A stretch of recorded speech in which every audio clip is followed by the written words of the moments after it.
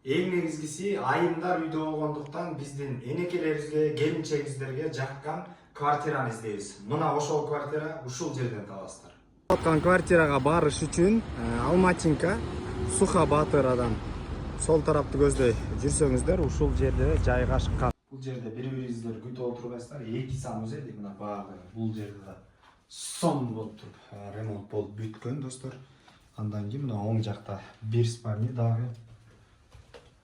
Бул детский кылып атайын жасалыптыр. Бул жерде дүйнөнүн картасы бар экен. Окуп, билим алып, дүйнөдө географияны толук өздөштүрүп алат экен балаңыздар.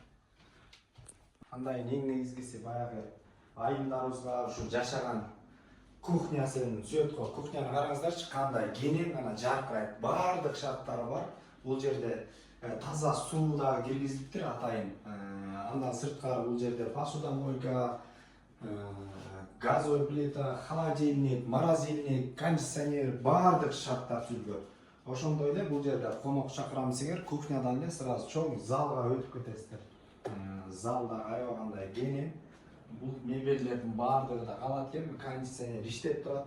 Витти көрүңүздөр, вит бул жерде горный вит экен мына. Бул жерде горный вит. Любой адам жашагысы келет да, чынын айтканда. Таза аба, горный вит.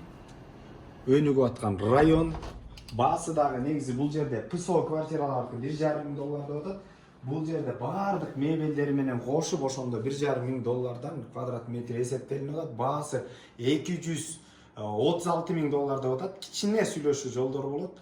Үй издеп, квартира издеп жүргөн достор менен бөлүшкөндү унутпаңыздар. Класстан басып, комментарийден жаза кетиңиздер. Биз кызматтабыз. Ассаламу алейкум. Кызели этажда жашаса да конокту сүйгөн, этти сүйгөн калкпыз. Мына бул жерде бардык этаждын жашоочулары очок канандагы бардык шарттар менен даярдап коюштур. Мына эт асып, шорпо ичип, борсок бышырып жашай берсеңиздер да болот экен.